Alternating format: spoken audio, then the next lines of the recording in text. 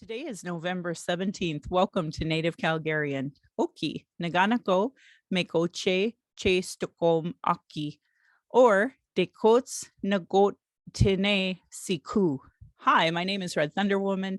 My married English name is Michelle Robinson, and I use she and her pronouns. My Dene lineage roots me in the land of the Great Bear Lake tribe in Treaty 11. My name, Dekots Nagot Tene Siku, my people wore rabbit skins, so it's often been referred to as the land of the hare people. I'm a native to Turtle Island, and my Dene Nation is a visitor to this area of Clincho Tine Indahe in Satu Dene, meaning many big dog town, named after the Calgary Stampede. I was born in Calgary or in Blackfoot, Mokinstis, as Michelle Elliott, an English name which has afforded me privilege in an English colonial world. My mother is Northern Slavey Dene or Satu Dene, but my Indian Act Imposed status card by the Canadian government says Yellowknives Dene. Through my father, I am a daughter of the Mayflower and a daughter of the American Revolution while having a Canadian Indian Act Imposed status card. That is a colonial construct by Canadian policies meant to divide Indigenous peoples' inherent rights. Indigenous Two-Spirit, or the Indigenous 2S LGBTQ plus community, and Indigenous women are at the bottom of the Canadian socioeconomic ladder because of colonial trauma, imposed poverty, racism, gendered violence, and land theft. I do not speak on behalf of all Indigenous. I just share my journey as I walk down the red road. As a Dene woman who has attempted to run after joining harmful colonial parties, spent money to be at expensive conventions, left my home to travel to those conventions just to vote on incomplete policies that still allow incarceration, a denial of justice, a denial of health services, racism, colonial trauma, and genocide of Indigenous and Black peoples, I have work to do. Reports to advocate for, and attempt to work within these systems meant to harm me and my community. I think of all of this today and hope we honor the many Indigenous lives lost for this so-called country named Canada. I hope you see your role in the importance of stopping harm as a citizen, see your role in reconciliation, and as a treaty partner. Pride Month should never be just one month. It is important to understand the straight agenda and gendered violence was and is forced on these lands by Christian outsiders. Land acknowledgements are critical for creating a safer space for Indigenous, as well as honoring the host as a guest and acknowledging your role as a treaty partner in a so-called time of reconciliation. So this would be a good time for me to acknowledge that it's Trans Awareness Week and that it's also Métis Awareness Week. And yesterday was Louis Riel Day. So I think it's important to honor those things as we go and move forward. It's important land acknowledgements have meaning to encourage. I encourage all people to introduce themselves with an acknowledgement of their ancestors, stories of displacement, and how you perceive your role as a treaty partner, a citizen of Canada, a refugee, or other land displacement. So we as Indigenous people know how safe you are to be around. If you won't use your, if you don't know how to pronounce your local Indigenous nations' names, if you won't pronounce your pronouns, you won't say your story of origin, won't acknowledge stolen lands, imposed economic oppression, or your role in reconciliation, I determine how safe you are to be around my community, my family, and myself. Understanding land acknowledgements and their importance is Indigenous 101 because it immediately addresses colonialism, oppression dynamics, broken treaties, and lies taught today in Canadian schools nationally. That's why settlers and those who call themselves Native Calgarians or whatever town you're from, show me you have no Indigenous 101 understanding. Jesse Winty's book Unreconciled explains this perfectly, as do many other Indigenous authored books. Land Back is a movement that would save this planet from climate change created by colonialism. But that would also be part of the treaty partnership, meaningful reconciliation, and honoring global initiatives like the UN Declaration of the Rights of Indigenous Peoples. I honor the Blackfoot as the elders and members have been kind to me on my Red Road journey. Elder Red Crane taught me how to pronounce my spirit name in Blackfoot, and Leonard Kenny taught me how to pronounce my spirit name in Satu Dene. My humblest apologies to the Blackfoot and Dene elders and language keepers as I try to learn proper pronunciation. I always get a kick out of them saying, "Your Southern accent." And I'm like, yep. I'm speaking to you on the lands of the Nitsitapi, which is the Blackfoot Confederacy. The Blackfoot south of the imposed U.S.-Canadian border are the Blackfeet. North of the border are the Siksika, Gunai, and Bagani of the Confederacy. These lands are Treaty 7, signed September 22nd, 1877, with signatures that include the Blackfoot Confederacy, the Wesley, Chiniki, and Bearspaw Nations of the Stoney Nation, and the Dene from Tsuut'ina. I acknowledge all First Nations, Métis, Inuit, status and non-status across Turtle Island as the keepers of these lands. All non-Indigenous are treaty partners with the government signing on your behalf. My Patreon account is Native Calgarian, where you can pledge and support. Thank you, previous donors, for showing your support. Actually, I will say I'm coming up on my 1-year anniversary of being pretty destitute, and I need to tell you all how much you've helped me rebuild who I am. I am not the same person. I've aged 10 years in the course of a year for those who have listened, but I need you to know, if you were one of those people that helped me then or continue to help me now, how much I've appreciated your support. So anyway, if you value listening or watching and can afford to give, thank you. To those who cannot afford to give, I'd love to hear from you at nativeyyc@gmail.com, where you can send in your comments or your questions. Also, giving a review helps on whatever medium you are listening from. I have a YouTube channel. You could go and subscribe. Go to nativecalgarian.com for the latest podcasts and pin posts on social media. So with that, I'd like to introduce my friend, Curt. Curt, I've been lucky enough to know you for quite some time, and I'm so grateful you're finally coming on my show. I do wish it was for a better reason. So why don't you tell us a little bit about who you are and all the cool things you do first, and then we'll talk about some other stuff too. Sure. Tanse Nisigasun, Anin Paskwawimostos. I just said hello in both the languages that I come from, and I think it's important that we start off that way. And my great grandfather, he looked really young when he was old. He was 75 or so, and one of the Indian agents that were escorting him onto the reserve said, "You know what? You look really young. Even though you're an elder, we're gonna name you Young." And so that's how I received this last name of Young. So when I said Paskwawimostos, that's actually my true last name, which is Gray Buffalo. I'm gonna be changing my name hopefully in the fall here. And so just to let people know that, because a lot of people know me as Curt Young, but just a little story in the background of my journey, finding who I am as an Indigenous man, and some of the culture and the teachings and ceremonies of where I come from, which is George Gordon's First Nation. So thank you to the Treaty 7 people for having me as a guest on their land, and thank you, Michelle, for having me as a guest on the show here today. So I'm a Indigenous artist. I use all forms of art to share my story through music, through singer-songwriter style music with dance, and also the hand drum. And also I'm a grass dancer as well. So, and I make quills, and I design jewelry for women as well, and men, or all people. And I also this year recently I put out my first film called They Found Us, which was a film that was a dedication to the missing and the unsearched graves on my reserve, the search for the unmarked graves. And so that's where I learned a lot of like where I come from, and some of the teachings and stuff. And I've kind of used arts as a healing form for my whole life. And coming from George Gordon's First Nation, we still had a residential school open in 1996. So there's a lot of healing that is still being done. And I'm so gracious to the Blackfoot people as well for accepting me into their territory at quite a young age. I moved to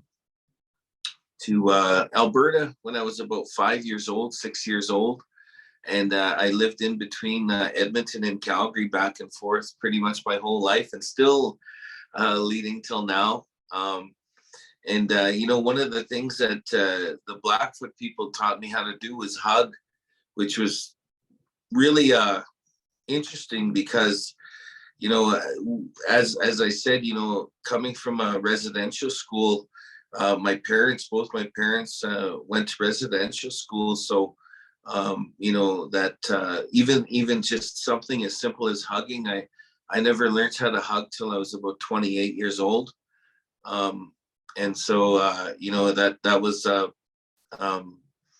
part of my learning process is, and a lot of times I heal through my forms of art, and creating and that type of thing. And I think, as an artist, it's always important to, use our platforms as best as we can to talk about not only the history of our people, but the things that are happening in today's society, as we see, our lives are changing, our culture, our ceremonies and stuff are evolving as well. But we always hold true to that, having that respect to those teachings as well. And I'm just really lucky to wake up every day and be happy with what I got planned that day. And I think that's a part of the hugest blessing for me is doing what I love to do. I'm so thankful for that. And it's, for me, it's not about being rich and famous and all those things. And a lot of my work is done in the communities. A lot of my performing arts and all that stuff is done in the schools. Not so much huge festivals or any of those things. It's always kind of been my focus is to work with the community through music, because I grew up with a learning disability as well. So music helped me with my education. So I just kind of wanted to share that, and learning stuff about the drum and the flute, and some of those stories, and being able to share that with the rest of Canada and beyond has been such a blessing. So I thank you, and that's just a little bit of an intro of who I am and what I do. Well, I can't say enough praises for your music videos, for your work that you do. You're kind of that person I tell a lot of people about, that when because you and I are very different. You're an artist, and I have always seen myself as an angry like mom who's like changed the system now. So when people call me and they say, "Can I have you perform?" I say, "No, I'm not a performance artist," and I'll say, "But I can give you lots of references," because I'm there to talk about serious political issues, and I wish I had found music and a way to express myself artistically better sooner. And I don't know if you know, recently I was allowed to be one of the TikTok accelerators, and That's I've amazing. let me tell you, being authentically myself, not white coding, and calling myself an entrepreneur, an artist, these are really hard things for me to consider, because I used to draft wells and pipelines. I consider myself a drafter. So when I ran for municipal, because I understood, land development, I understood that made sense for me.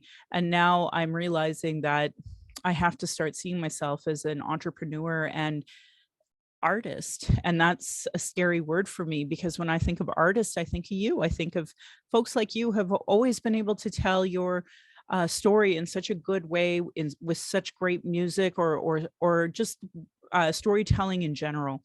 So I just hope I have a deep admiration and respect for everything that you do, and I'm grateful I finally get to have you on my podcast for no other reason than to promote all of that great work you do. And but unfortunately, something happened to you the other day that really, it's really upsetting, and I wanted to give you the platform, because I know what it's like talking to media, and if they give you 2 sentences, that's a good day. So podcasts are a little better, that you can tell your whole story. Exactly. No, I was yeah, it's really just quite an unfortunate incident, but there might be something that we can do special out of this situation. But yeah, I brought my son, and my son lives on Sixaga with his mom, and so I get to pick him up and stuff, and we hang out, and so I ended up going to pick him up that day, and I brought him in, and he was like, I need a haircut and some clothes and stuff. And so we went to the Cross Iron Mills, and we were like walking around the mall, having fun, doing a kind of a dad and son date, I would say. Yeah. And it was cool. And but so we went to this salon, and we went there. It was really, really packed and busy in there. They had quite a bit of people, so we went, and we put down for an appointment at 5:30, and we ended up coming back, and they sat him down in the chair. They washed his hair, and then one of the ladies came over to me and said, your son, unfortunately, the barber has said that your son has lice, and so like, it was crazy because we already had been in there for a good 10 minutes. So everybody in the whole shop had seen us immediately. So they came and told me first, and then they went and told him, and he just immediately like put his hood on and kind of got up and walked towards me. And my first reaction, and because like I was picking him up from his mom's, and I wasn't sure what was going on with the situation, because we have seen lice happen on the reserve and stuff, like I've had cousins who have dealt with it and those type of things. So I wasn't sure. So my first immediate reaction was to apologize to her and to the shop immediately. And so we got up, and I apologized to my son. I said, don't worry about it. These things happen. I was trying to comfort him, because he said, he's under the age of 18.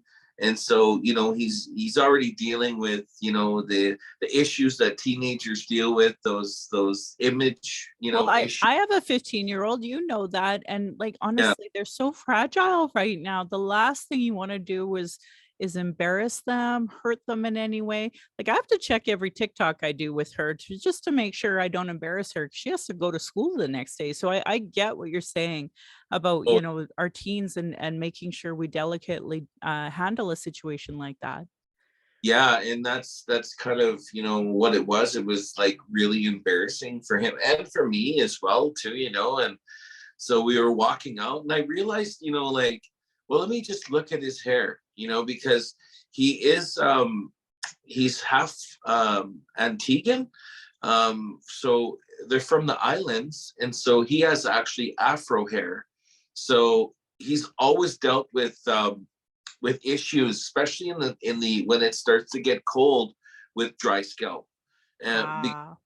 needs oils. He actually needs oils for his hair and that type of thing, right? So he's always dealt with that type of thing. It's always kind of been a part of it, right? Because sometimes some oils will work for a while, and then you have to switch it up, right? So yeah, I looked at his hair, and I know a little bit about lice myself and stuff, and I didn't really see lice. I saw dandruff and dry hair, so. And then I started to think about it on our drive. We were together for a good like 2 hours in the vehicle. I never really seen him scratching or any of the signs that he would have. Because my honest plan, because we had a dinner to go to that night, so I was going to do his hair myself at my mom's house. So I thought, you know what? I'll take him up into the room. I'll shave his hair. He can have a shower. He'll feel better, the whole thing. And, but then something told me, like, you know what? Since like you checked, haven't seen him scratching, I just want to ask, I just want to check it out. So I brought him to another salon in Airdrie. And so I brought him there. He didn't want to go in. His hair, he had his hood on.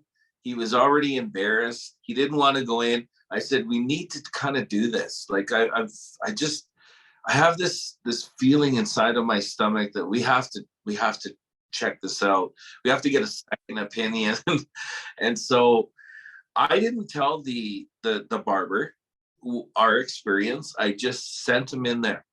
And so he went in, and then halfway into his haircut, I went in and I asked her, was there anything wrong with his hair at all? And she said, other than like a dry scalp, there was nothing. And I said, so there was no lice, there was no nothing? And she said, no.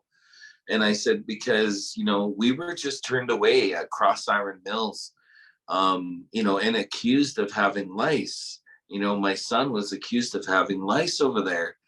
And, and she said, no, there's no lice here. Like, we're fine with doing his hair. So I went out and I made a video, of it, and while they were finishing up, and I asked if I could video in there, and she wasn't comfortable with it. So I respected that. And so I video in my vehicle, and I just explained that, I remember my aunties and my mom talking about, being discriminated against, with their hair and with their, with even being clean and those type of things back in the 70s, 80s, and those type of things. But to think that that would happen, to my son here in 2022 at Cross Iron Mills, Avita barbershop, it was just, it was dumbfounding. It was like,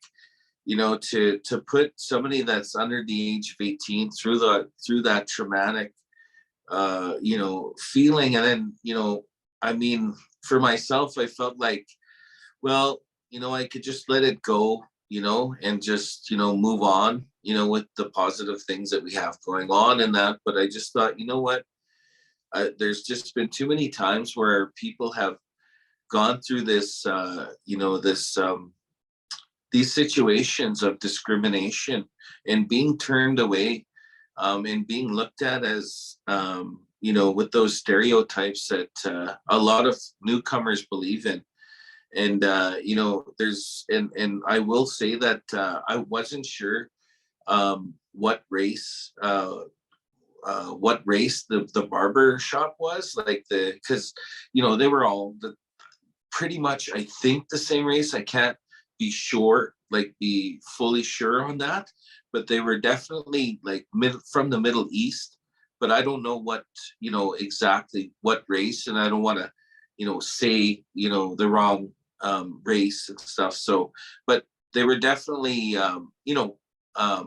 brown people. And so, I've and I've felt that that same stereotype in other situations, being asked for money up front in a cab when somebody, doesn't, other people don't have to, being followed by security guards, and this isn't just from the Middle East. This is from anybody that's a newcomer from anywhere around the world, that they have these stigmas and these, they live by these stereotypes, with our people. And I believe that honestly, we were stereotyped. And so I called the shop back, I was upset. So I called the shop back, but like really I would advise anybody, that goes through this to sit back and think about it before you make the call, because you want to say everything that you want to say, and I understand that passion that we have. We want to get to it, especially if it's our own children. But I wish I would have waited and thought about it, and recorded the phone call actually. But I called and I said, I just was there. We were turned away for lice, and the barber that turned us away made a mistake, because we got our hair cut in Airdrie, and they said that there was no lice. And she said, I really apologize for that. I should have double checked it. taking responsibility and all this stuff. And I said, well, no, to be honest, we didn't really feel welcome. Like, I started to think about the whole situation of me being in there now, and when we did our appointment, and then when we came back, she came up and asked us, "Can I help you?" And I was like, "Yeah, we're back for our appointment," and it was so full in there. And and then another comment that she said to me is like, "I didn't even know you were Indigenous. I thought you were Spanish." And so, like, I took that as, is that supposed to be a compliment?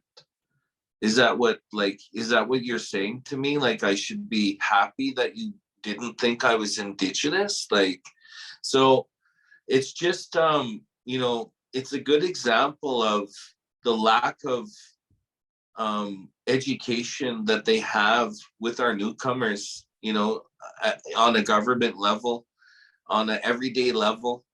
I know that they've recently put in that, newcomers should study treaties and should study Indigenous history.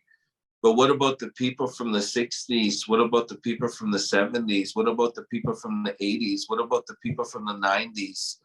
And so, and that's exactly, what was said to me by the owner, because I talked to the owner 2 days ago, or yesterday. Sorry, I talked to him yesterday, and I said, and I talked to the Human Rights Commission, and it is a long process there, as you said, but I'm willing to do it. I'm willing to take the time to do it, because I think it's important. And like, just from talking with the owner, he said, my children are teaching me about Indigenous people because of because of schooling and because of Truth and Reconciliation. And he said, to be honest, we were taught to stay away from Indigenous people when we first come here. And that's not the first time that I've heard that. Same. I've heard that from other newcomers that have come here, and it's usually a worker that's their same race that is working for immigration that says, stay away from Indigenous people. They're addicted, they're thieves, and all the stereotypes that, why they follow us around in stores. And and it's not to say that some of our people aren't addicted and some of our people don't break the law, because that's not true as well. But to paint us all with the same brush and not really have that education about, the good things that Indigenous people are doing, and that they might connect with the very reason why they were running from their country, that we went through those same things too. And that's why there is, those addictions and those stereotypes. And so I talked to when I talked to the Human Rights Commission, she asked, well, since, like, he got his haircut somewhere else, it looks like a pretty good case here, because, he's underage. The haircut was completed with no lice and stuff. And she said, now it's just, what do you want to do? Do you want to sue them? Do you want to sue the store? Do you want to, put in possible programs? We can, possibly go that route, instead of getting somebody fired or suing and that type of thing. And, for me, I think that would be where I would want to head, is to be able to, and that's what I told the owner. I said, let's team up. Let's make something special happen here between the two of us, because this happened in your shop. Let's bring our let's make something happen with the mall. If you guys have staff training, or if you have, where they have weekends of staff training or security training, then maybe we can have somebody from our Indigenous community, someone from the Blackfoot community, or someone from the area come in and tell you a little bit about who we are. I think that to me, rather than suing somebody and going for some sort of lawsuit or payment or whatever, that to me would mean so much more, to see something real come out of it. And so I'm willing to go for the long haul here. And it you know, he said to me he wasn't interested because I said, you know, the conversation we are having right now, because he's from the Lebanese community, and I said, your community needs to hear this conversation we're having right now on the phone, and so does mine. So does the Indigenous community. I said, what I think we need to do is sit down and record a conversation like this. And he was not, he was shy about it and not really interested in doing it. Like, let's sit down and have lunch together and you know, hash this out. And it's like, but that's really not going to do anything though, my friend. That doesn't do anything for the barber. It doesn't do anything for your shop. It doesn't do anything for Cross Iron Mills. It doesn't do anything for the Indigenous people and other, you know, newcomers. Can I pause you for 1 second? Yeah. Yeah. So a lot of the Lebanese that I know here in the northwest or northeast, a lot of them are actually folks who are originally Palestinian and were forced to flee Palestine because of Israeli control and ended up in Lebanon before they ended up here in Canada. So it's, you know, I have been harping in that community for 10 years. The truth is they don't respect me as an Indigenous woman. So I've quit trying. I have decided from now on, because you know, I ran and obviously failed twice now. And I just know that at the end of the day, because I'm a woman and because I'm Native, I'm not respected. And it's not just the Lebanese community, right? So you know, I'm done trying to educate people who don't want to be educated. And it is really hard when, like, I have friends that I have, you know, a 15 years relationship with, and they still call me First Nation and still won't call me Dene. Right. Yeah. So I'm kind of like, you know, it's kind of insulting. Like if I were to call my friend, oh, from the Middle East, when I know they're from Lebanon, what, like, or if I know they're Palestinian, you know, like it's just hurtful and it's insulting. And I've worked with the Center of Newcomers of developing a course. And when the funding ran out, that was that. And I mean, I tried to work with Nenshi, and then he used me as a talking point because when the new Syrians came, I said, look, we need to have, because he had this big town hall at the library, and I advocated for us. I said, when these newcomers come and they come into the airport, rather than seeing the white hats, why can't they smell our smudge, hear our drums, and see us in our regalia? And that was completely dismissed and misused in a negative way that really hurt me. And I really hurt by the very community I live within, for this reason, that you try to engage with them in such a positive, constructive way, and it goes in one ear out the other and is totally dismissed. So I just want to bring that up, that I feel like you're getting a little further, but I'm not going to lie, it sucks, and I know exactly what you're going through. So I just wanted to let you know, you're not alone in how much you've tried to, you know, work with newcomers, yet it just gets so dismissed. So I just wanted you to know you're not alone.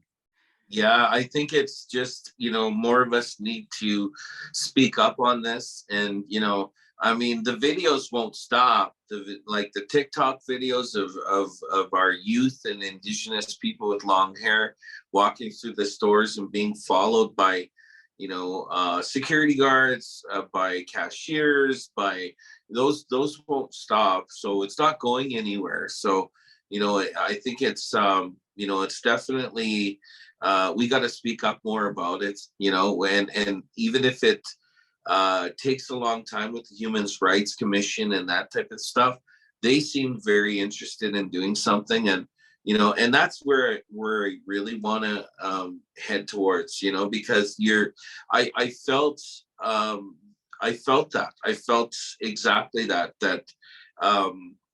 the owner of the salon was trying to just brush it under the rug. Let's just have lunch and, you know, let's hash this out between us men. And, you know, but that's not going to do anything for like, what our conversation, I said, this conversation we're having is a beautiful conversation, my friend. How come why are you shy let, it's almost like, he felt like it wouldn't be a man thing to do, to go on camera, and you know what I mean? And it's like, well, this is kind of, it's not good enough for me.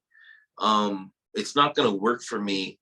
Just us two hashing it out. So I actually sent an email back over to the mall, the administration today, and said, we did speak. I said, but I feel like the owner is trying to brush it under the rug, and that's not going to work for me. So I'm going to be going through with putting the complaint in with the Human Rights Commission. And and I let them know too that I'm not looking to sue the mall or cause any sort of huge trouble between Indigenous and non-Indigenous people, but I would like to see what they can do. They said that they can make some sort of programs happen with the security, and even, I don't care if it just starts with Cross Iron Mills, only Cross Iron Mills, or just whatever it is, well, however small it is, as long as something started there, Well, I'm just going to But bring it up, Curt. You've brought up Call to Action 92, which is business and reconciliation, Call to Action 93 and 94. Like at a certain point in time, people have to see that these calls to action matter. And if they had done their due diligence, then we wouldn't be in this situation where you have to talk about, look, I'm still experiencing racism, and now I have to go to the Human Rights Commission because of this. So I'm glad you're doing it, because like even me, I have paperwork that I have to fill out in order to complain about the pharmacists to the Pharmacist College of Alberta.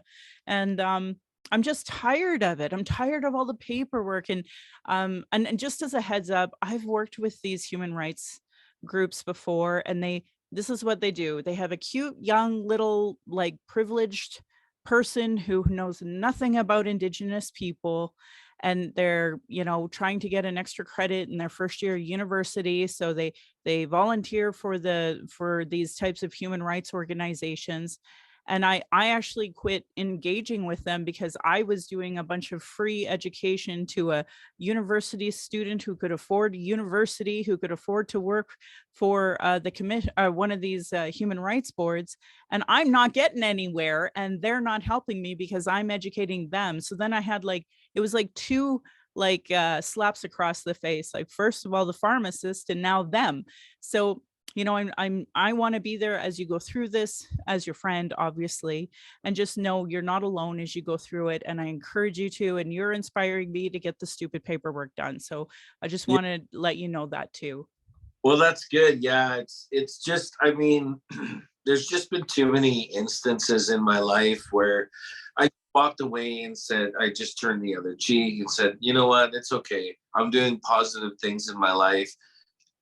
I'll just do better. I'll just continue the work that I'm doing, those type of things. And, I just can't let that one go with my son. It's just, and like I said, I'm not trying to cause a further divide.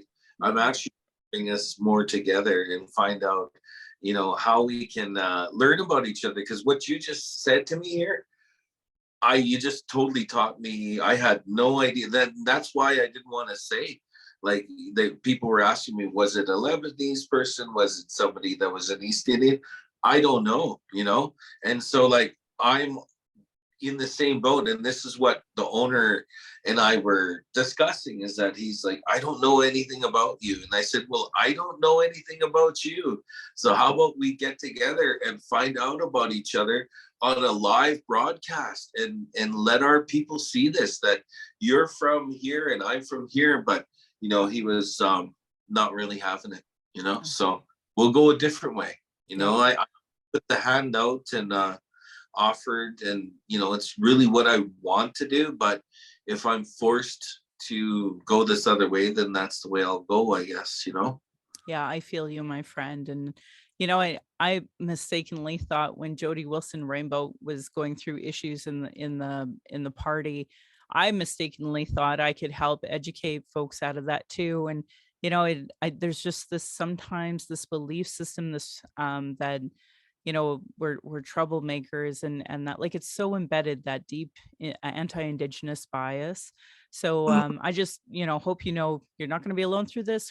Me, my listeners, everybody's going to love following you in any way we can, support you through it. And yeah, I'm tired of this too. Like I was the same way. I don't know, spent my first 30 years letting it go, letting it go, letting it go.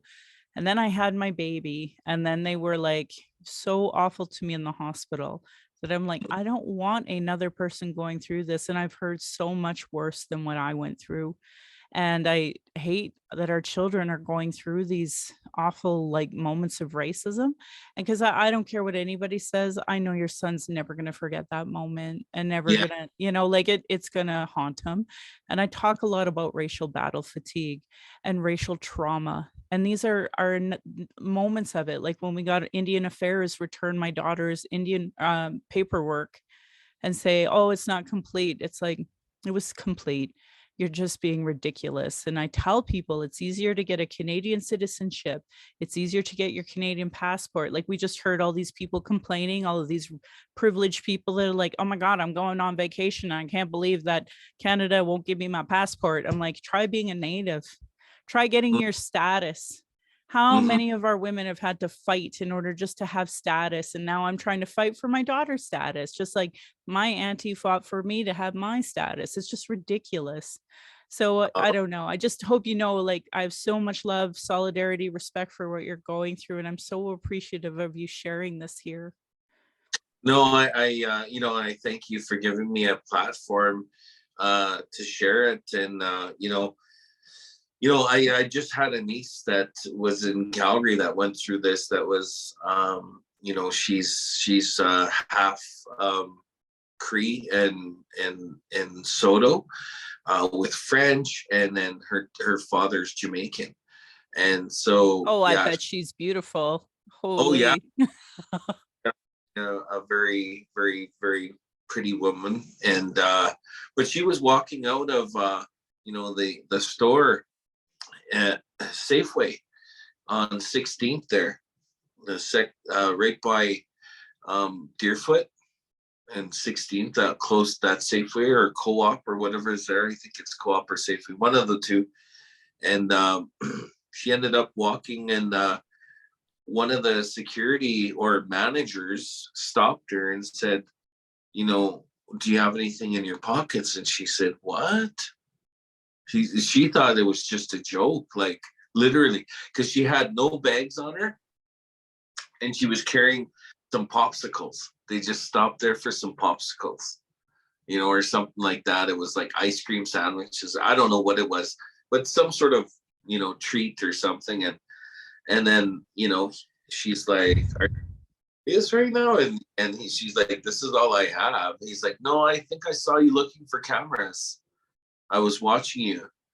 And she's like, okay, so then she goes, and this was her mentality. It's okay, I'll just let it go, Yeah. And so she goes in and tells my mom, and my mom actually has a total flip out, moment. And she's like, no, you can't let this go. You literally cannot let this go. So she went back in. My mom said, I really wish that I would have handled it in a little bit of a better way, because she was really super upset. And Rightfully so. You know what? This is that racial battle fatigue, though. Her boundaries were rightfully pole vaulted over. And her yeah, anger shows that she loves herself and her child, and that this is an injustice. Like, we have to stop with this like angry Black woman, angry Native, because at the end of the day, people are violating our rights, our human rights. So they have yeah. every right to be angry. And I'm tired of people telling me not to be angry when our rights are being violated. Oh, totally. And you know what? There was even people that were watching, and she particularly said this white lady was watching. She called her a Karen and was like, "Do you want me to call the police? I can call the police." Like trying to get involved because my mom was raising her voice and getting super upset at the manager, right? But she took it a step further too. She went and called um, she called the supervisors, the managers, HR, all that stuff, and they ended up doing a meeting and doing all this stuff. I'm not sure exactly what happened, but she said that they haven't seen the guy since. So I don't know what happened with it, but yeah, she also wasn't going to let it go. So it's just, it's happening, and it's not going to stop happening.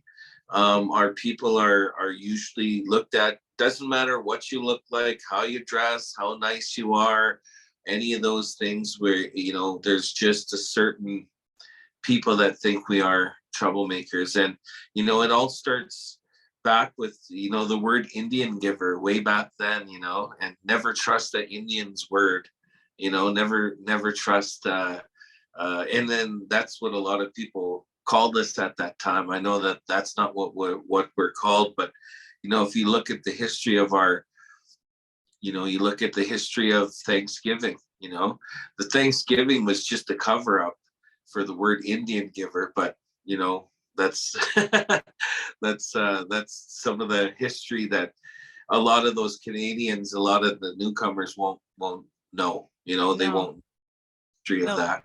they won't be taught these things, and it's ironic because, like, all of that propaganda was created by the very people who stole all our lands and Yeah, erased our culture and took our language. So, the languages that ironically won world wars, so it's just such a yeah. slap in the face.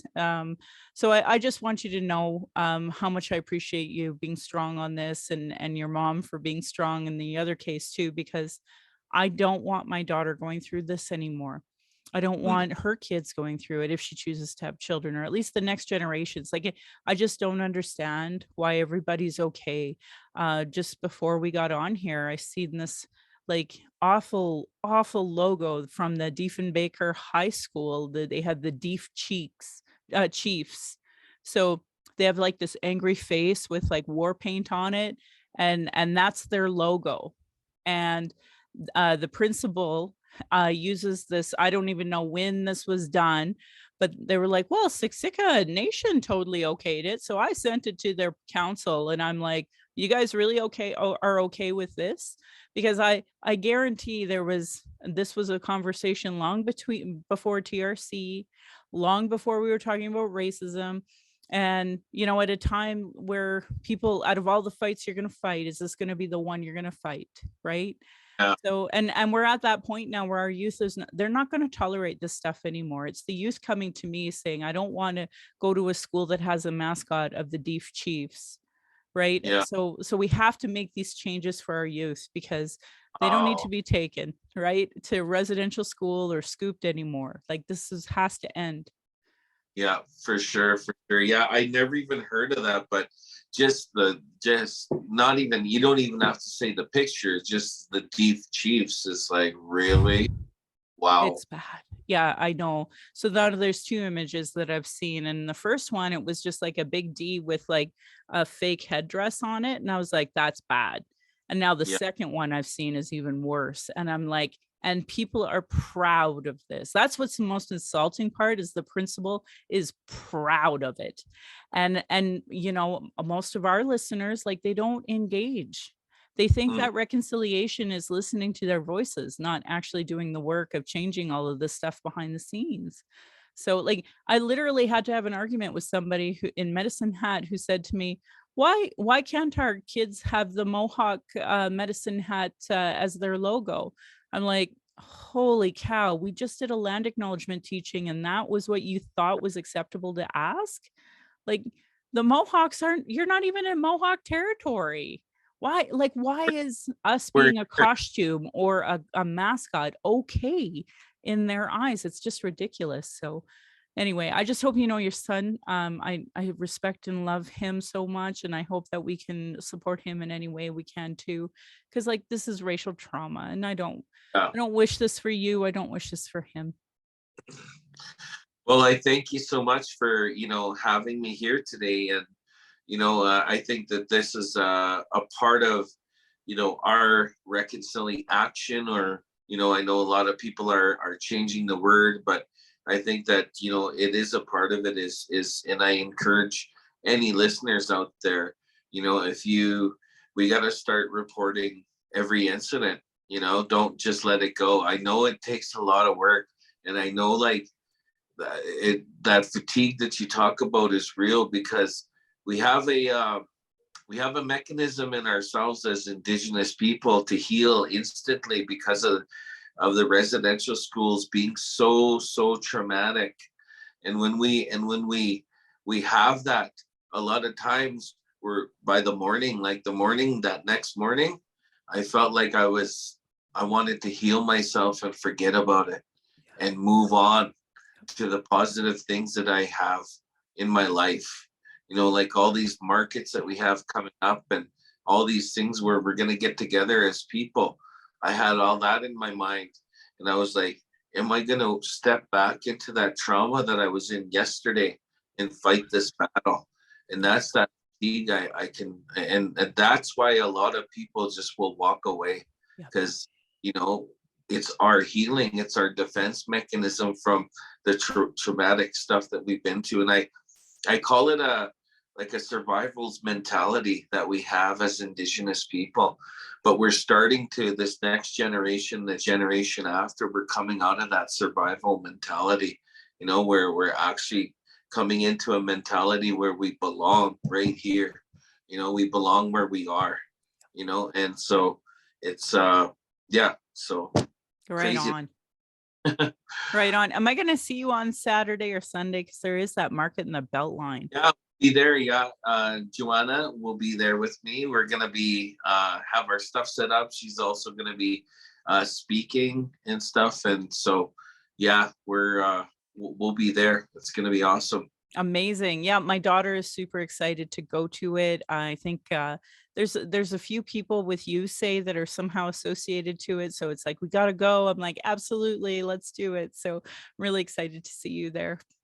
For sure, for sure. I'll talk to you a little bit about some of the other ideas I have. I have a new documentary that I'm filming right now, and it's called "In the Name of Father, Son, Grandmother, Moon," and it's just talking about the religion and how it's separated us, even right down to our reserves right now. There's a huge, just with filming my reserve right now, there's a huge divide between the born again, the Anglo, and the traditional.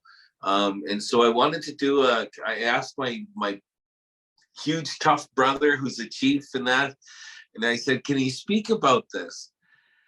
And when he said no, that I better not talk about this, I knew that that was my next documentary I had to focus, because I'm like, a big, strong person like this doesn't want to talk about it. We need to talk about this, like, and also like the fact that there is no places, well, there's very few places for Indigenous people in every major city across Turtle Island to have a safe space to pray, like a church or like a mosque or one of those things. We don't have those per se yet. And I know that those are being worked on, but that's something I would like to see. I would like to see a place where we can have our funerals right in the city, where we can have our sweats and we can have our ceremonies right in the city, not out on the land, not beyond the city limits, right in the land where we belong, right in Calgary, right in Edmonton, right in Winnipeg, across the city. I would love to see a safe space for us to pray, a church, but something for us, like as Indigenous people, for our ceremonies. And because a lot of people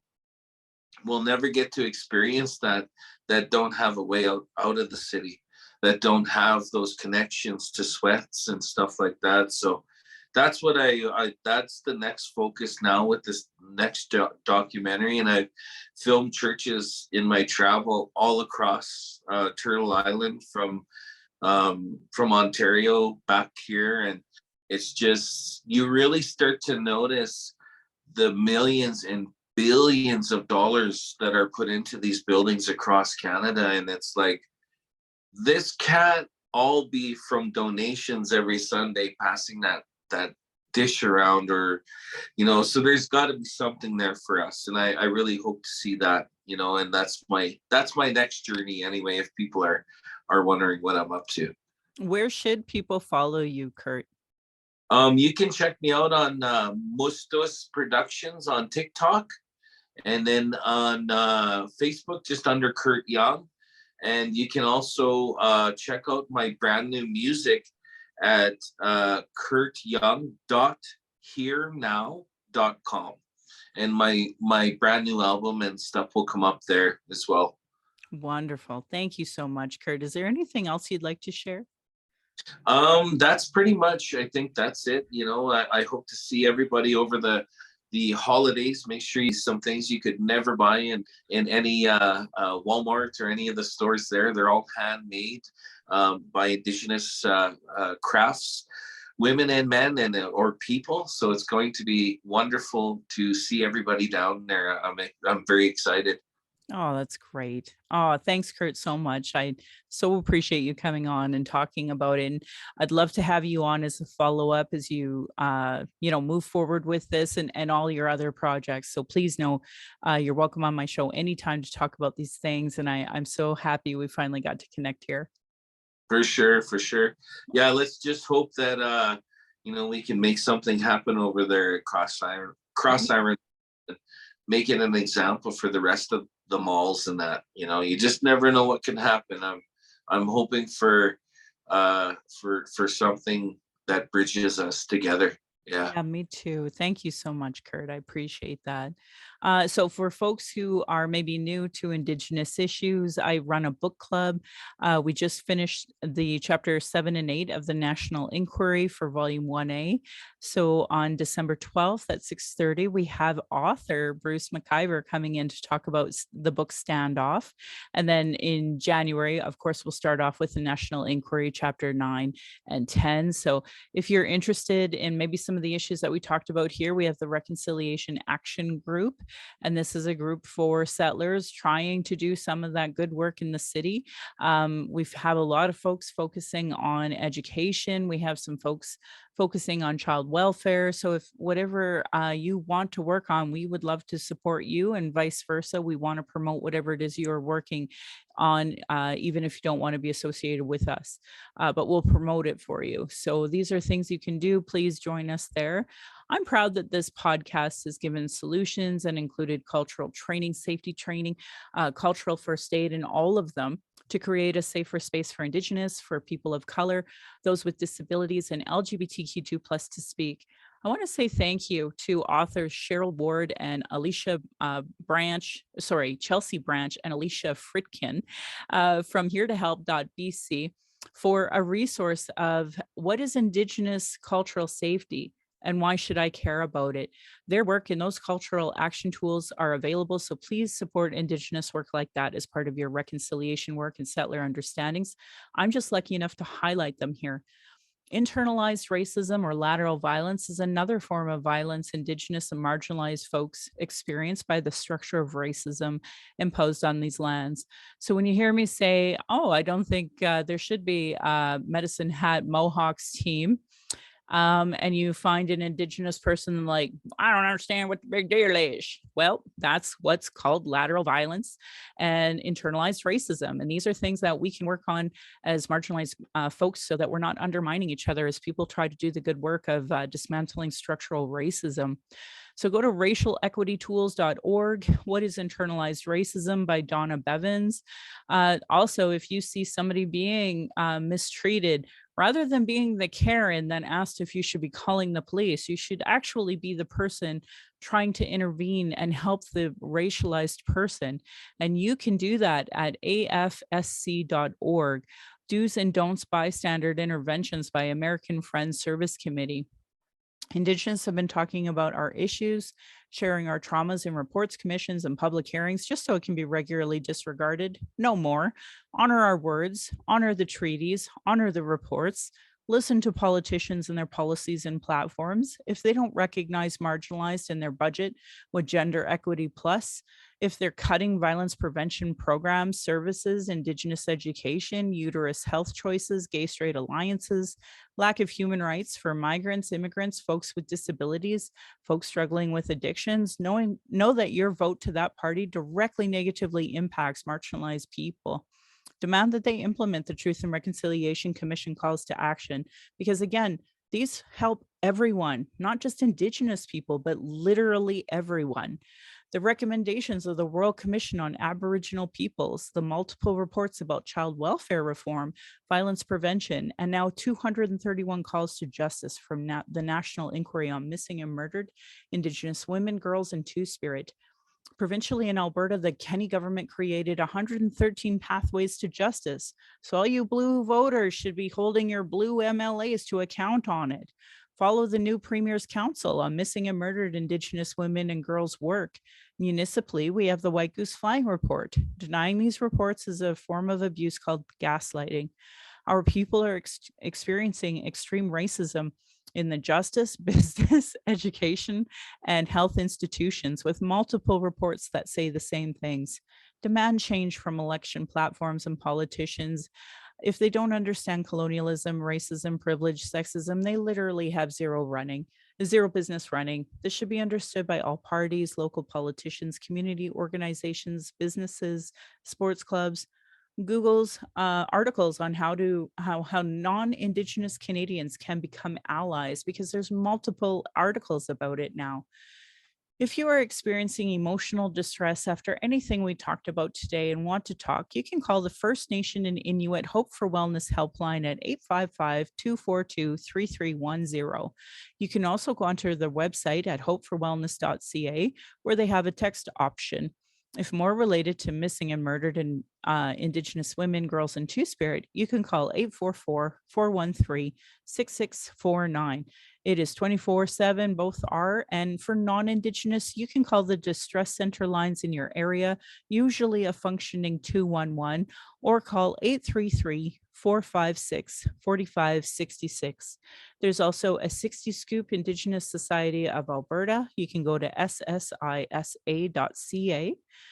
The following are 2S LGBTQ plus crisis supports, and they are available in most areas of Canada. So you can go to lifevoice.ca, where the Trevor Project put together information for all LGBTQ2 plus. So for the youth, you can call 866-844-7386. And because it is Trans Awareness Week, the Trans Lifeline is 877-330-6366. We have a problem with substance and a drug crisis. So if you are using, do not use alone. If you do have to use alone, you can go to the National Overdose Response Service at 888-688-NORS, or you can download two apps, either the Brave or the Doors app.